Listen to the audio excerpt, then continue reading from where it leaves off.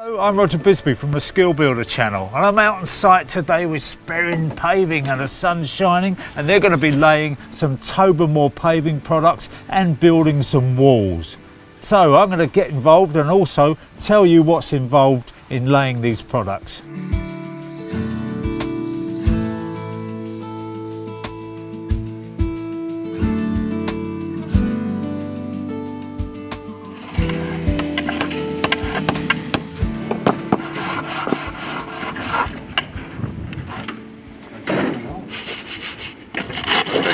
So this is Secura Lite from Tobermore. It's a dry wall product. In other words, you don't need any kind of mortar at all. It just hooks together. It overlaps, and each course hooks on the back of the last one. So you just build it up. You can get a nice curve. You see, you get a short one and a long one in here, so you can get your curve going round. It will retain up to about 2 feet on this particular ground, but if you want to go higher, there is a larger format product in this range that will do that.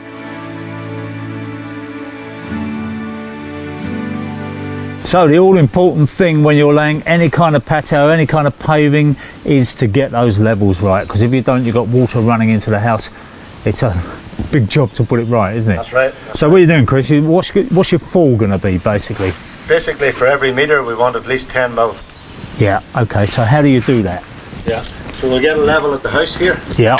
And we'll measure out to the perimeter. Yeah. And then we'll strike a line across. String line. Measure down. So for every metre we want 10 mil, at least 10 mil. Yeah.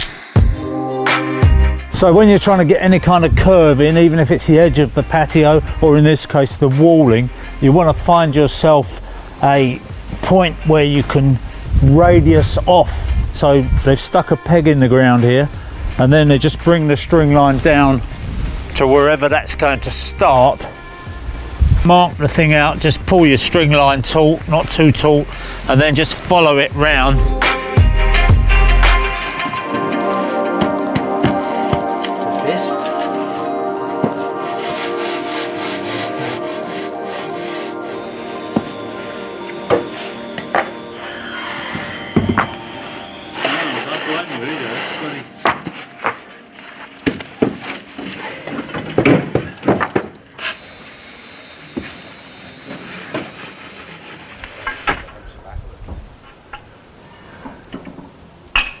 Oh, bash the level. So Chris, if you're a bit canny with the setting out, obviously you can save yourself a lot of cuts, can't you? Yeah. So you try and do it to the slabs. You're topping off with slabs, aren't you? That's right. So one slab on the top, two, whatever. Yeah. So that's basically the name of the game, is getting everything to avoid those silly little cuts. That's right. So I love the idea of using this polyurethane glue rather than mortar, because it means that not only is it cleaner, and I reckon it's probably better once it sticks together, it's there, but also you can get an exact measurement. You're not having to allow for mortar joints all the way up, so it just works out really precisely.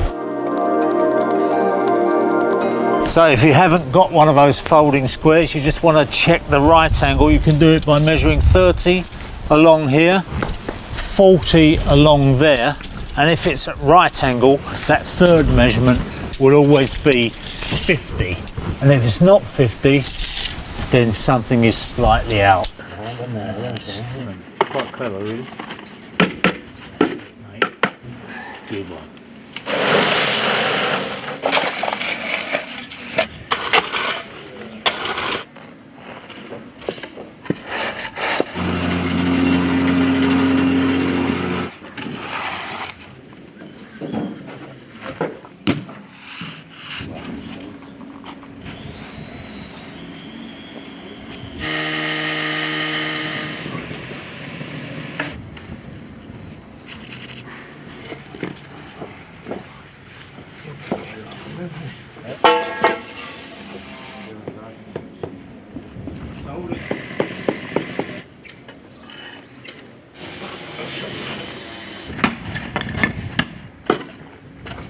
Maybe 40 miles.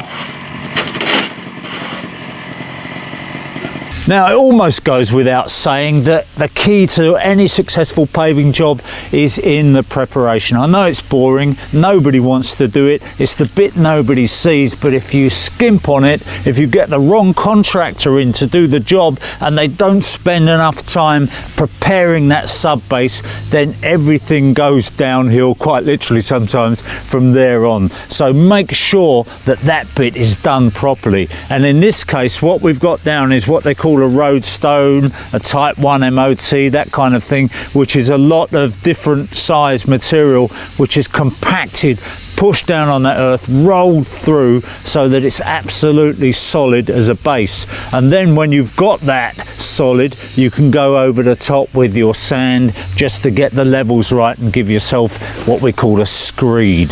It's very, very important that you look at that job, you dig out any vegetable top, anything that looks like it's going to decompose, anything that contains vegetation has to come off. You cannot lay on top of that kind of ground. So although it requires a bit of digging and sometimes a few skips to get rid of the stuff you don't need, and then you've got to import the stuff you do need, all a bit of a pain, but if you don't do it, you will pay for it several times over in the future.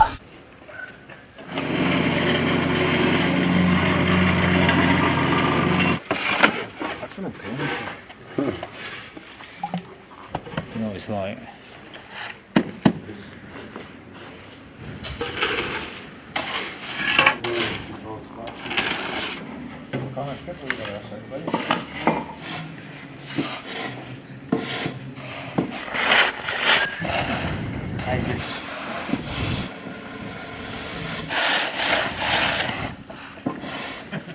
somebody. And you want to manage a ton of topsoil.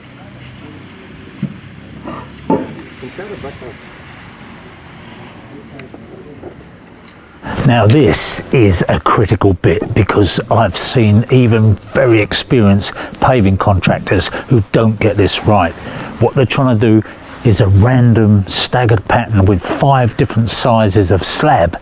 Now what you've got to avoid is not only getting straight lines, so you've got to keep that line moving, that stagger moving, but the other thing is you want to avoid the situation where you get 4 corners meeting, and that's, if you look around at some patios, where you see it goes badly wrong. So you've got to know what you're doing. These guys are very experienced at it, but if I was doing it, I'd have to have a drawing. I could never do it freehand. I'd have to have a drawing to work to, because it's so easy to get it wrong, and then of course you're lifting them all up again.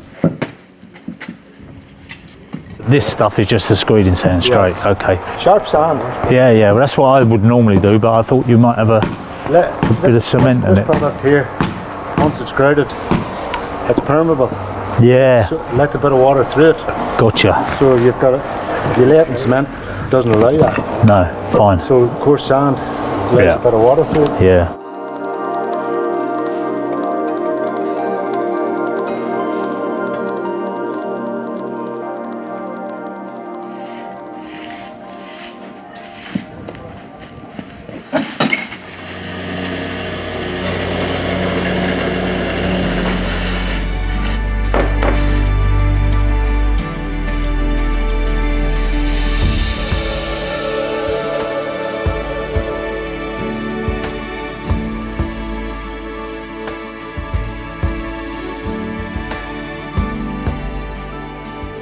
Well, it's nearly 4 o'clock, and you said you were going home at 4 o'clock, didn't you? Yeah.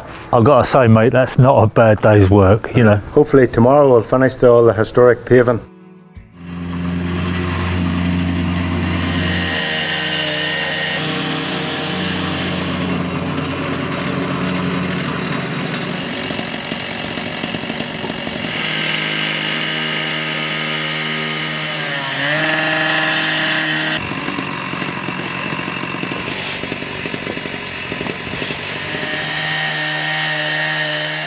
How do you get a reasonable line round this circumference here? Yeah. Because it's tricky, isn't it? Yeah, it is, yeah. So basically what we do is you'll have one mark from the other cut there. Yeah. You mark it with the white chalk. And then the same on that side. Yeah. And then you get the middle, the border is 200 wide. Oh, okay. So we'll go 210 just to allow a joint.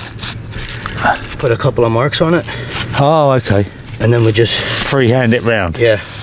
sometimes after it's cut, you need to run the saw over to sweeten it up a wee bit. Yeah. Do you cut slightly on the angle or not? Bit of an angle towards the good side. Yeah. And it's in all right. Whereas if you're cutting and you cut out the way, it'll not fit in. Yeah. So you don't use a special blade for it. You just no, it's just a normal concrete diamond tip blade. Yeah. Okay, mate. The outside edge, we put our radius point. Oh, okay. Up there. Gotcha. And then we just run the tape. Yeah. So you know what that radius is now, don't you? So we got a nice smooth radius right there. Yeah.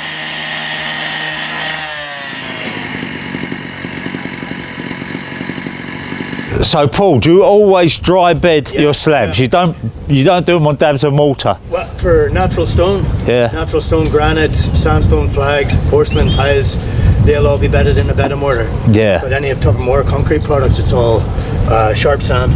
So why would it natural stone you have to bed on mortar? Well, there'd be more movement. Yeah. And it's all jointed with like a sand and cement joint. Yeah. There's new stuff out, and if there's any movement in the sand base, crack all the joints all crack. Whereas the concrete products, they're jointed. There is a bit of give in it because they're flat on the underside. Yeah, they're all the same too. Yeah. Natural stone, you don't know what. Yeah, so it's consistent. You can go with you can level your bed and then go with it. Yeah. But if you've got a slightly waving edge, natural stone, you could get a flag 20 mil one side, maybe 22 or 23 on the other side. Yeah. You know, therefore it needs to be bedded in mortar.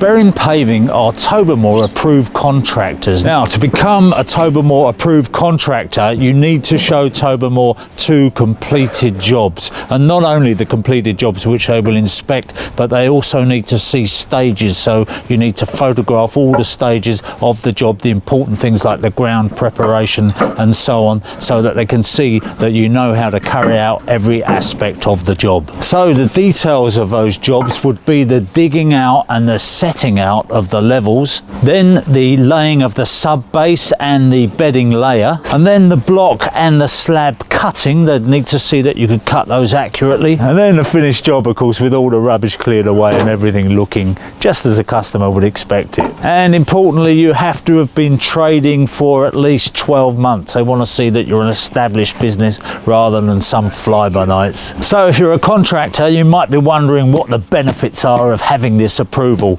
Well, the first thing is obviously that you're going to get leads for work. You're going to find that you're recommended as an approved contractor to price up these jobs. The whole service is free. Tobermore will give you the backup with designs and technical knowledge. And there's a Facebook group so you can talk to other contractors, liaise with them, build that community, and of course that benefits everybody because you can gain knowledge, you can all share from each other's experience. And Tobermore will provide you with product samples, so when you go to see the customer, you can show them the kind of thing they'll be buying. Tobermore also has a complete design service for its approved contractors. So of course that takes away one of the headaches of working out just how much materials you need for the job. And as an approved contractor, you will be listed on their website. So when customers go to their website and look on the approved contractor, your name will be there.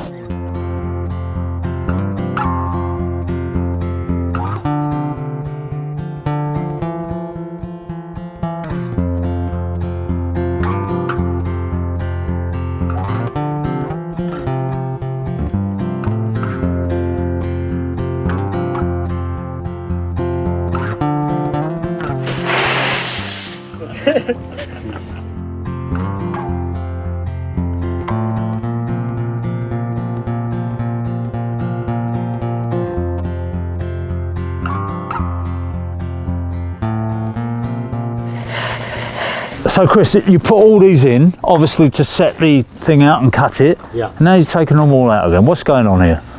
Slight difference in thickness between this and the actual historic paving slab. Yeah. So what we need to do is take them out and build them up. Oh, okay, so you have to put them in to get your cut line done, and then you take them out and then you build them very, very slightly higher. Yeah. And then tap it down. Tap them down. Does everybody do that? No. a lot of people just leave it and let the water collect in it, yeah? Yeah. Best to take them out and build them in, and even keep them slightly proud. Yeah. So we can... And then they just settle in, yeah. Because I know, you said to me earlier, the one thing you don't want in life, callbacks. That's right. Job's finished, you walk away, get your money, and never have to go back. Yeah, it's a good way, because otherwise that's where all your profit goes, isn't it? That's right. All those callbacks. Okay, mate. I'm going to put some in for you, yeah?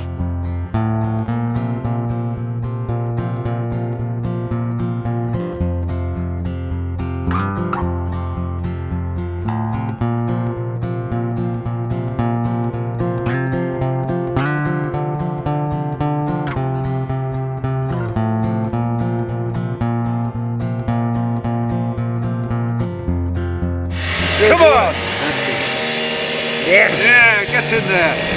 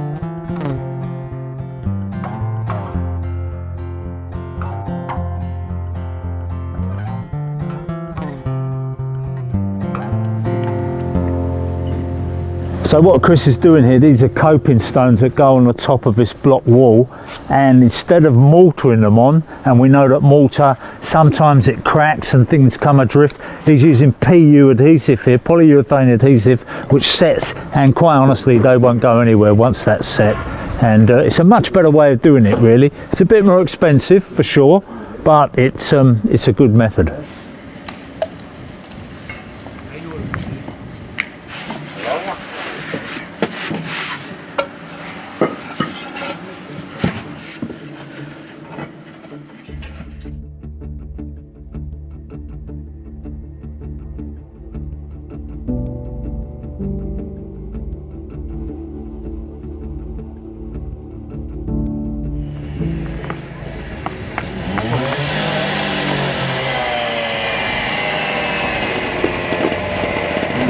Even your granny.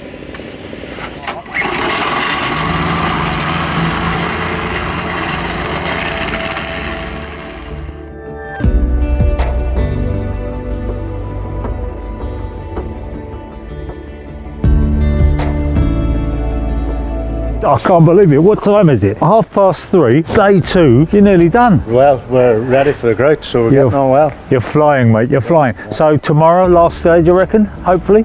Probably, possibly a bit of tidying up on Thursday, but the bulk of it will be done tomorrow. And they reckon it's going to pour with rain, don't they? A lot of rain tomorrow. You're used to it, aren't you? Oh yeah. You want to go home?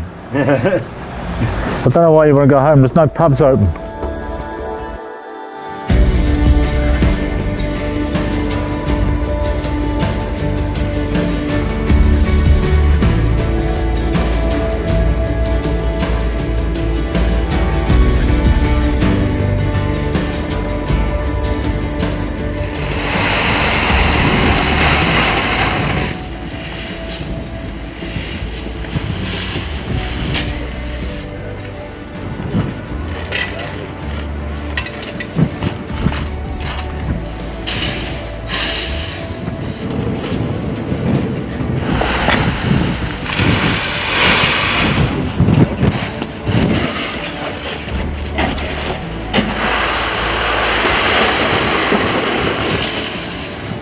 Now, when it comes to filling in the joints between the slabs, you can do it with kiln dried sand, but you need a dry day to do that.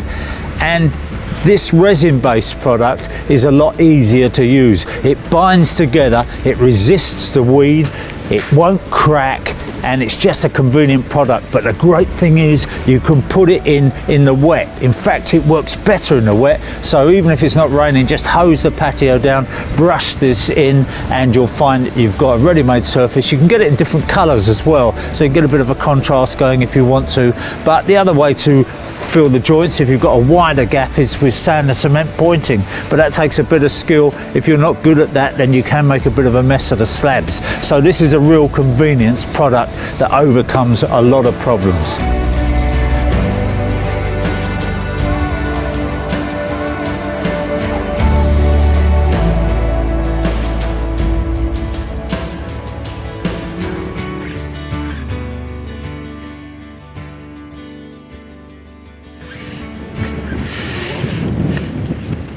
Now when you open one of these, you'll find that inside you've got a sealed pack, because this stuff cures on contact with air. So as soon as you open that pack, it begins to go off. So if you only use half the pack, you want to store the other half, you can't do that unless you fill, or not fill, but put a layer of water over the top. So if you put the remains back in there and you put a little bit of water just to cover it, stop the air getting to it, it will keep for a reasonable amount of time. I'm not saying a year, but certainly 6 months.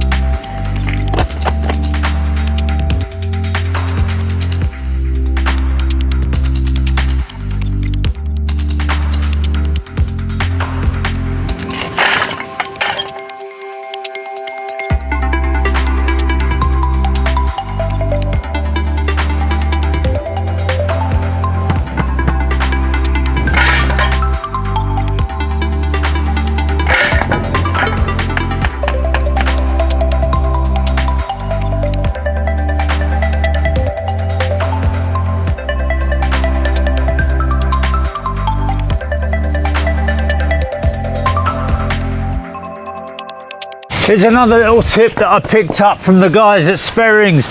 If you're haunching up the edge here with a bit of sand and cement, run your finger down under the blocks first to make a nice channel, and then force the sand and cement in under the edge, because if you don't and you just haunch up like that, what you sometimes find is the block will drop on the edge and then you'll get a crack. So under first and then compact it nicely onto the edge.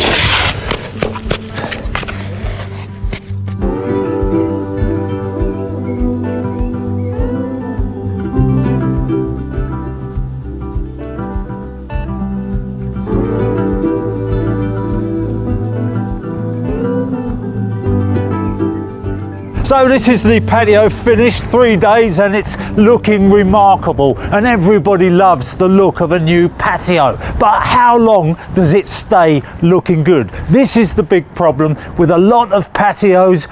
6 months down the line, a year down the line, the whole thing is looking faded and tired. But with the Tobermore historic product, there is a big difference, which means that the colour stays in it forever. And the reason this happens is because instead of putting all the colour through the whole of the slab, they concentrate that colour where you need it, where you will see it, which is in that top layer. And this concentrated pigment means that you get a much harder layer on the top. So whereas with some products you see after a couple of years you've got frost damage, you've got a bit of weather on them, and they start pitting, and you start seeing all those little bits of stone showing through, and really the whole thing looks tired even before it's started. With this, because you've got that very, very hard wear layer on there, you've got all that pigment concentrated in there, it will stay looking good for a very long time. So that's very important. But the other important thing is that I've been to the factory where this is made, and it's made with state-of-the-art German machinery, and because of that, This is not a bonded layer. We're not talking about something that's been stuck on the top and will delaminate. This is actually part of the same material. It's homogeneous. That is one piece of material. So the important thing is that your patio is going to stay looking great for a lot longer. You don't have to worry about all those surface treatments or anything else. The spacers that they put in the side means that you don't have to worry about spacing these slabs out. So when you butt them up together, those inbuilt spacers give you the exact spacing between the slabs, and that means you get a nice straight line down the slabs. When you're joining them together, you're using less jointing material, and when you look at the cost of jointing material, any saving you can make there is good. It also means that that jointing is less likely to crack. One more very important thing, instead of being just 35 millimeters thick, these are a full 50 millimeters thick, and that means they can be laid on a flat bed of sand. You do not need sand and cement mortar. You haven't got to lay them on dabs. You can level that screening sand out, lay them straight on it. And for the contractor, that is a very important saving. And while I'm in my sales mode, if you like, let me tell you that this product is also very competitively priced. Even though it's a premium product using this prime top layer, it doesn't actually cost you more. You may actually find it costs you less.